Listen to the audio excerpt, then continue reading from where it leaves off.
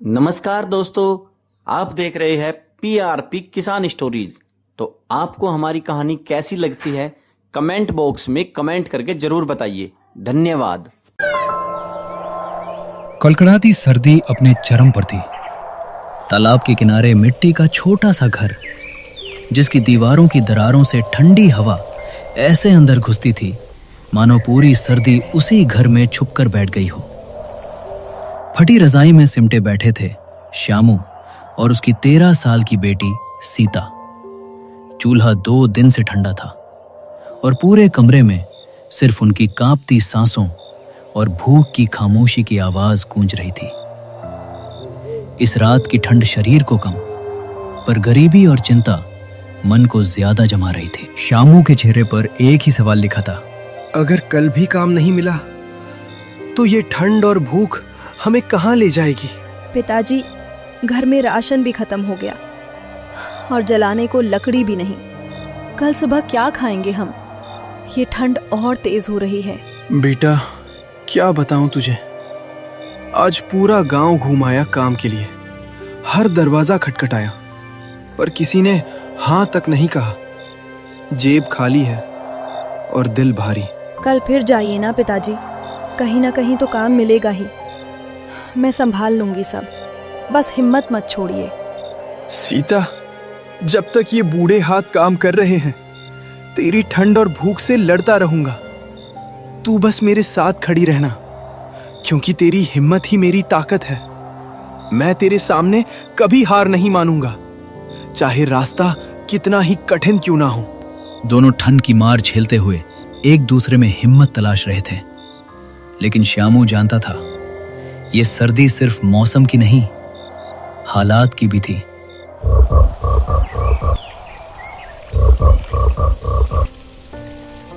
अगली सुबह सूरज नहीं निकला, बस हल्की सी सफेद धुंध पूरे गांव पर चादर की तरफ बिछी थी। सर्दी हो या भूख, दोनों ने श्यामू के पैरों में वो मजबूरी भर दी थी जिसके आगे दर्द भी छोटा लगने लगता है। वो पुराने मोजे और फटी जैकेट पहनकर काम की तलाश में फिर निकल पड़ा। सीता दरवाजे पर खड़ी थी, उसकी आंखों में उम्मीद थी, शायद आज कुछ अच्छा हो जाए।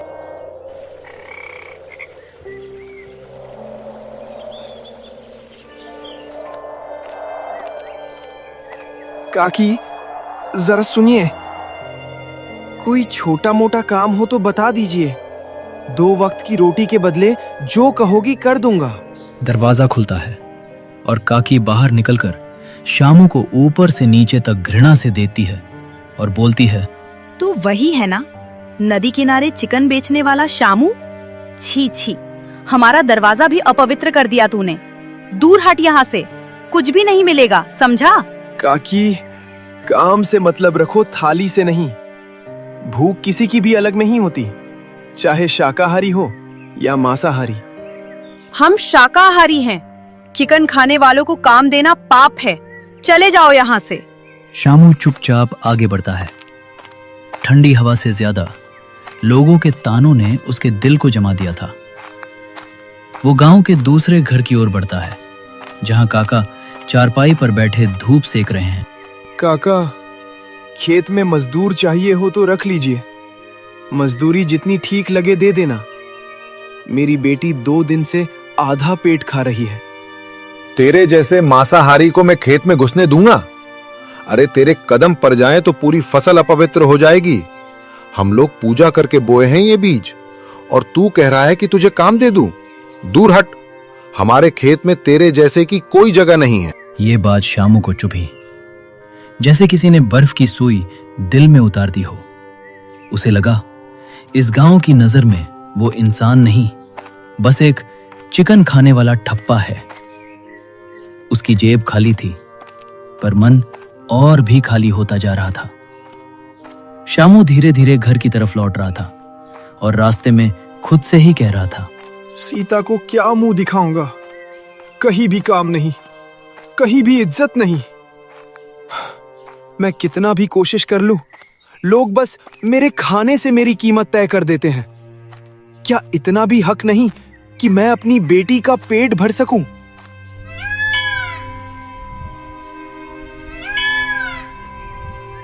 गांव के तिरस्कार और ठुड़की भेदभाव से टूटा हुआ श्यामू धीरे धीरे अपने कदम हवेली की ओर बढ़ाता है।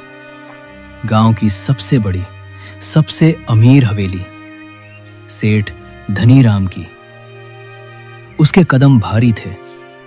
हर कदम के साथ शर्म, मजबूरी और बेटी का चेहरा याद आता था। पर जब भूख घर में घुस आए तो आदमी अपनी आखिरी उम्मीद तक जाता ही है। दरवाजा खुला और सामने खड़ा था मोटा पेट, कमर पर रेशमी धोती, चमकती सोने की चेन वाला सेठ धनीराम। आजा श्यामू, क्या हाल बना लिया है अपना? फटी जैकेट, जमे हुए हाथ, लगता है बहुत बुरे दिन चल रहे हैं तेरे। सेठ जी, घर में ना अनाज बचा है ना लकड़ी, और मेरी बेटी सीता 2 दिन से आधा पेट खा रही है। अगर आप 200-300 रुपए उधार दे दें, मेहनत करके मूलधन लौटा दूंगा। जेब में फूटी कौड़ी नहीं और बातें अपने उसूलों की। गरीब हो सकता हूं सेठ जी, पर उसूल नहीं। रोटी के लिए झुक जाऊं ये अलग बात है, पर अपने जमीर को कभी नहीं गिरने दूंगा। ठीक है, तुझे बिना ब्याज के रुपए दे दूंगा, पर एक शर्त है। शर्त? कैसी शर्त सेठ जी? 1 महीने में पैसे लौटा देना। अगर नहीं लौटा पाए तो बदले में तेरी बेटी सीता से मेरा विवाह होगा। क्या सेठ जी, आप मेरी बेटी की उम्र के दुगने नहीं 3 गुने हैं। सीता कोई कर्ज की रसीद नहीं है जिसे पैसे के बदले थमा दिया जाए। मना कर दे, कौन दबाव डाल रहा? पर याद रखना, भूख और ठंड किसी की मेहरबानी नहीं देखती, और जब पेट खाली हो जाता है तो इंसान की मजबूरी उसकी इज्जत से भी बड़ी हो जाती है। ये कैसा सौदा है सेठ? सौदा नहीं, तो जैसे गरीब के लिए मजबूरी का रास्ता। पैसे दे सकता हूं, पर कीमत तो रखनी पड़ेगी ही। मुफ्त में सिर्फ सलाह मिलती है शामू, रहम नहीं। श्यामू अंदर ही अंदर टूट गया। दोनों हाथ कांप रहे थे, दिल धड़क नहीं रहा था, जैसे किसी ने छाती पर पहाड़ रख दिया हो। वो जानता था, बिना पैसे के घर लौटना मतलब सीता की भूख, ठंड और मौत का खतरा, और पैसे लेना मतलब उसकी बेटी की जिंदगी दांव पर लगाना। दोनों तरफ गड्ढा, बीच में एक बूंद उम्मीद। ठीक है, रुपए दे दीजिए। 1 महीना मेरी जान पर भारी रहेगा, पर मैं जान लगाकर पैसे लौटाऊंगा। सीता को आपके हवाले नहीं होने दूंगा। बस यही सुनना था। ये ले रुपए और ये कागज। 1 महीने बाद या पैसा या बेटी। श्यामू घर लौट रहा था, पर पैरों के नीचे जमीन नहीं, जैसे कर्ज, डर और लाचारी का दलदल था। सर्दी की रात भले ही काट जाए, पर अगले 30 दिनों का बोझ उसके दिल को जलाने लगा था। श्यामू रुपए लेकर घर पहुंचा, लेकिन चेहरे पर खुशी का नाम तक नहीं था। लगता था जैसे उसके कंधों पर पूरी दुनिया का बोझ रख दिया गया हो। दरवाजा खुला। कमरे में ठंड वही थी, पर हवा में एक अजीब डर तैर रहा था, भविष्य का डर। सीता आग की राख में हाथ सेक रही थी। बाप को देखते ही उससे पूछने लगी, पिताजी, आपने सामान ले लिया क्या? आज तो सच में घर में त्योहार जैसा लग रहा है। सामान आ गया सीता, पर इसकी कीमत बहुत भारी है। मतलब? पिताजी साफ साफ बोलिए, आप मुझसे क्या छुपा रहे हैं? सेठ धनीराम, उससे कर्ज लिया, ब्याज देने से मना किया, तो उसने कहा पैसे दे दूंगा, पर एक शर्त है। कौन सी शर्त? अगर 1 महीने में पैसे वापस ना कर पाए तो बदले में वो तेरी जिंदगी में कदम रखेगा और तुझसे शादी करेगा। कमरे में मानो समय थम गया। सर्दी की हवा अचानक चुभने लगी। सीता के चेहरे पर सदमे और दर्द दोनों उतर आए। मैं मजबूर था बिटिया, तेरी ठंड, तेरी भूख, मेरे सामने सब हार गए। मुझे माफ कर दे। सीता अपने आंसू पोंछती है, उठकर खड़ी होती है। उसकी आवाज अब कमजोर नहीं, बल्कि आग की तरह थी। नहीं पिताजी, रोने से कुछ नहीं होगा, मजबूरी से लड़ना होगा। आप हमेशा कहते थे माँ के हाथ का बना आपका चिकन मेले में सबसे ज्यादा बिकता था। क्यों ना वही बनाकर बेचे? चिकन करी, चिकन रोस्ट, आपके हाथ का स्वाद अलग होता है। इस गांव में जहां लोग मुझे छूने से कतराते हैं, मुझसे काम नहीं करवाते, वहां मेरा ठेला कौन छुएगा सीता? यहाँ नहीं, पास वाला राजपुरा याद है, जहाँ हर साल मेले में चिकन कबाब, रोल, तंदूरी सब बिकते हैं। वहाँ लोग स्वाद देखते हैं, जात पात नहीं। वहाँ कोई ये नहीं पूछेगा कि आप मांसाहारी हैं या शाकाहारी। शामू की आंखों में धीरे धीरे उम्मीद के छोटे छोटे दिए जलने लगते हैं। हाँ पिताजी, सेठ का दिया पैसा कड़वे घूंट की तरह मत निगलिए, उसी से अपनी किस्मत बनाइए। रोज 20-30 प्लेट बिक गई तो महीने भर में सारा कर्ज उतर जाएगा। ये पहली बार था जब बेटी ने पिता को रास्ता दिखाया था। स्याह रात में जैसे किसी ने दीपक जला दिया हो, और उस दीपक की लौ में बाप बेटी दोनों का भविष्य चमक रहा था। सीता, तू छोटी है, पर आज तूने बड़ी बात कह दी। कर्ज में डूबने से अच्छा है उसी कर्ज से धंधा खड़ा कर लिया जाए। कल सुबह ही चलेंगे पिताजी। हाँ, तू देखना, तेरे बाप के हाथ का चिकन दुनिया चक्कर उंगलियां चाटती रह जाएगी। उस रात पहली बार शामू की आंखों में डर के बजाय उम्मीद चमक रही थी। खंड वही थी, गरीबी वही, लेकिन हिम्मत बदल चुकी थी।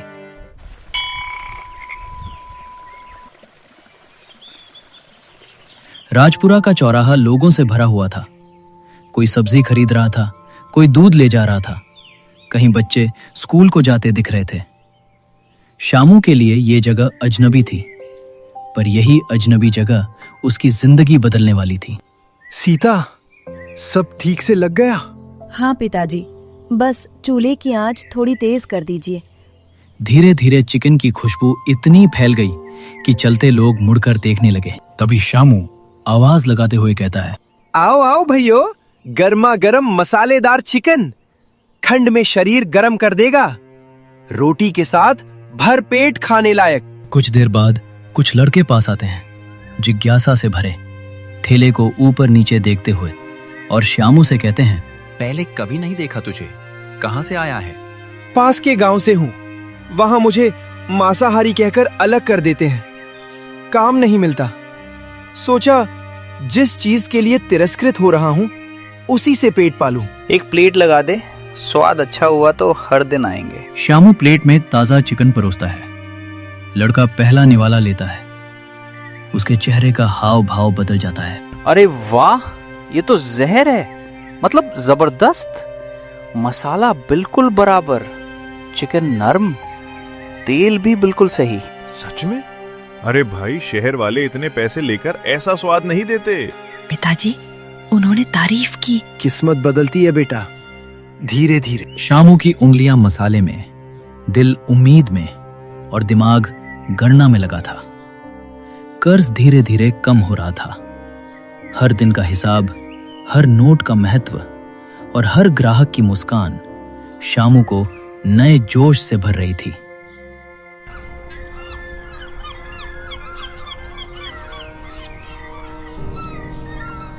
तीसरे हफ्ते में ठेले के सामने एक और जाना पहचाना चेहरा आता है, रामदीन चाचा, और बोलते हैं, बेटा, आज तेरे चिकन की तारीफ इतनी सुनी कि खुद चखने आया हूँ। आपका आशीर्वाद ही काफी है चाचा। चाचा एक प्लेट लेते हैं। पहला निवाला चबाते ही उनके चेहरे पर चमक आ जाती है और बोलते हैं, वाह बेटा, स्वाद, नरमी, मसाला सब बढ़िया। ऐसे ही चलता रहा ना तो एक दिन तेरा अपना ढाबा होगा। पिताजी सुन रहे हैं? ढाबा। हाँ बेटा, दुनिया चाहे कितना भी ताने मार ले, मेहनत कभी धोखा नहीं देती। इन दिनों एक और चीज बदल रही थी। लोग सिर्फ चिकन नहीं खा रहे थे, बल्कि शामू की कहानी भी सुन रहे थे। कोई कहता, ये वही शामू है जिसे उसके गांव वाले मांसाहारी कहकर तंग करते थे। तो कोई कहता, हुनर को कोई नहीं रोक सकता। शामू अब सिर्फ चिकन वाला नहीं, ईमानदारी वाला शामू बन चुका था। ठेले की भीड़ बढ़ती बढ़ती अब रोज 40-50 प्लेट तक पहुंच गई थी। कर्ज आधे से ज्यादा उतर चुका था। रात में घर लौटते समय सीता ने कहा, पिताजी, अगर ऐसा ही चलता रहा ना तो महीने भर में पूरा कर्ज चुक जाएगा। हाँ सीता, अब मुझे यकीन हो गया है, हमारी किस्मत खुद हमारे हाथ में है। लेकिन उन्हें क्या पता था, अगले कुछ दिनों में उनकी जिंदगी में एक ऐसा इंसान आने वाला है। 3 हफ्ते बीत चुके थे। अब शामू का ठेला राजपुरा का जाना पहचाना ठिकाना बन चुका था।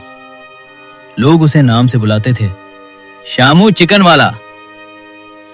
सर्द शाम, लोगों की भीड़, खुशबू हवा में तैरती हुई। उसी वक्त एक आदमी आता है, 45-50 साल का, सूट पहना हुआ, आंखों में गहरी थकान और चेहरे पर मानो कोई अधूरा अतीत लिखा हो। वो दूर से ही उठा हुआ धुआं और चिकन की खुशबू महसूस करता है और चल के आता है। वो धीरे से ठेले के पास आता है और बोलता है, भाई 1 प्लेट गर्मा गर्म चिकन देना, लंबा सफर था और तेरी डेक की खुशबू ने भूख और बढ़ा दी। जरूर मालिक, अभी देता हूँ गरम गरम। अजनबी पहला कौर मुंह में डालता है और अचानक उसका चेहरा बदल जाता है। पहले आश्चर्य, फिर सदमा, फिर आंखों में नमी। ये स्वाद, ये मसाला, ये खुशबू, बिल्कुल बिल्कुल मेरी माँ सुषमा के हाथ जैसा। भाई, तुम्हारा नाम क्या है? शामू। तुम्हारे पिता? भोला। दोनों अब इस दुनिया में नहीं है। मैं विजय हूं, तुम्हारा बड़ा भाई। भैया, पर माँ तो कहती थी कि मेरा बड़ा भाई बचपन में मर नहीं गया था शामू। अकाल और गरीबी के दिनों में मुझे एक शहर वाले व्यापारी के साथ भेज दिया गया। तू छोटा था, इसलिए तुझे सच नहीं बताया गया। भैया, आप कितने साल बाद मिले? मुझे पता नहीं था तुम कहाँ हो, पर इस चिकन की खुशबू ने मुझे सालों पीछे खींच लिया, बचपन में माँ की रसोई तक। अजनबी के चेहरे पर आंसू और मुस्कुराहट दोनों मिलकर अजीब सी राहत दिखाते हैं। चाचा, क्या आप सच में पिताजी के बड़े भाई हैं? सीता मुस्कुराती है। शायद पहली बार किसी ने इतना अपनापन दिखाया था। सीता को लगा जैसे किसी ने उनकी जिंदगी में उम्मीद का उजाला डाल दिया हो। और शामू के लिए यह मिलन सिर्फ भाई नहीं, बल्कि भगवान की भेजी हुई मदद जैसा था। शामू, अब पूरी बात बता, कर्ज कितना है? सेठ ने कौन सी शर्त रखी है? शामू सब कुछ बताता है। सेठ धनीराम की शर्त, 1 महीने की मोहलत और सीता पर मंडराते खतरे। विजय चुपचाप सुनता है, फिर उसकी आंखों में क्रोध की आग भर जाती है। बस, काफी हुआ यह अन्याय। कल सुबह हम दोनों चलेंगे धनीराम के पास। उसका दिया हुआ हर पैसा मैं चुका दूंगा। भैया, आप इतना बड़ा बोझ कैसे उतारेंगे? बोझ नहीं, फर्ज है। और जब तक मैं हूं, किसी की हिम्मत नहीं होगी मेरी भतीजी की जिंदगी पर सौदेबाजी करने की। अगली सुबह, अभी सूरज पूरी तरह उगा भी नहीं था। हवा में कड़ाके की ठंड थी, पर आज शामू के घर के अंदर एक अजीब सी गर्मी थी। हिम्मत की, परिवार की और न्याय की। शामू और विजय दोनों तैयार थे। सीता अपने पिता और चाचा को देखते हुए डर और उम्मीद के बीच खड़ी थी। चाचा, पिताजी को कुछ बोलने मत दीजिएगा, सेठ बहुत चालाक है। बेटा, आज तुम्हारे चाचा के सामने कोई चाल, कोई डर और कोई सेठ नहीं टिकेगा। तुम चिंता मत कर बेटी, अब तेरे चाचा आ गए हैं। दोनों भाई घर से निकल पड़े। रास्ते में ठंड थी, पर उनकी चाल में गर्मी न्याय की। वे हवेली के बड़े भारी दरवाजे पर पहुंचते हैं। शामू का दिल तेज धड़क रहा था, लेकिन विजय का चेहरा बिल्कुल स्थिर, मानो किसी तूफान की आंख। आ गए दोनों। आज तो दिन है शामू, क्या दोगे पैसे या अपनी प्यारी बिटिया से मेरी शादी कराओगे? सेठ जी, मैं आधे से ज्यादा पैसे जुटा चुका हूँ, बस थोड़ी सी और मोहलत दे दीजिए। चुप, अब कोई मोहलत नहीं। ये रहा कागज, तेरी अपनी साइन है इसमें। कागज है ना, दिखा। विजय आगे बढ़ता है। उसकी चाल में ऐसा दम था कि पास खड़े नौकर भी सहम गए। क्या कर रहा है? ये कानूनन दस्तावेज था। कानून का नाम मत ले धनीराम, ये सौदा नहीं था, ये मजबूरी के साइन थे। भूख और ठंड में किसी बाप से जो करवाया जाता है, उसे कानून कभी सौदा नहीं मानता, अत्याचार मानता है। तू है कौन जो बीच में छाती तान कर खड़ा है? मैं इसका बड़ा भाई हूं, जिसे भूख और गरीबी ने उससे दूर कर दिया था। लेकिन अब वापस आ गया हूं अपने भाई की इज्जत की रक्षा के लिए। तो कर्जा चुकाया है क्या? ये रहा 1-1 रुपया। तेरे दिए हुए हर पैसे का हिसाब बिना 1 रुपया कम किए। भैया, आपने कर्ज चुकाया नहीं, अपनी बहन बेटी की इज्जत खरीदी है। और यह सौदा नहीं, फर्ज है मेरा। सेठ धनीराम गड्डी लेता है। उसके चेहरे पर आया घमंड धीरे धीरे पिघल रहा था। ठीक है, कर्ज चुक गया, अब मेरा रास्ता छोड़ो। और सुन, अगर किसी भी गरीब की बेटी पर ऐसी शर्त रखी ना, तो इस बार लड़ाई हवेली में नहीं, थाने, अदालत और अखबारों में होगी, जहां तेरी हवेली की हर ईंट का हिसाब लिया जाएगा। शामू के चेहरे पर राहत थी, वो राहत जो सालों की बेबसी के बाद मिलती है। सीता उत्साह से ठेले को देखते हुए बोलती है, पिताजी, इतने लोग खड़े रहते हैं, अब ठेला छोटा लगने लगा है। हाँ बेटी, अब ढाबे का समय आ गया है शायद। क्यों शायद? दावा तो खुलेगा ही। मैं पैसे दूंगा, तू अपना नाम दुनिया को दिखा। कई हफ्तों की मेहनत, कुछ उधार और विजय के सहयोग से राजपुरा चौराहे पर एक छोटी सी दुकान तैयार हो गई। दुकान की दीवारों पर ताजा रंग, लकड़ी की मेज कुर्सियां और बाहर एक बड़ा सा बोर्ड। बोर्ड पर लिखा था, शामुदा चिकन ढाबा, राजपुरा वालों का अपना। दुकान के उद्घाटन के दिन पूरे मोहल्ले, गांव और आसपास के लोग आए। कुछ ग्राहक, कुछ शुभचिंतक, कुछ सिर्फ ये देखने की जिस गरीब को उसके गांव वालों ने तिरस्कृत किया था, वो अब ढाबा खोल लिया है।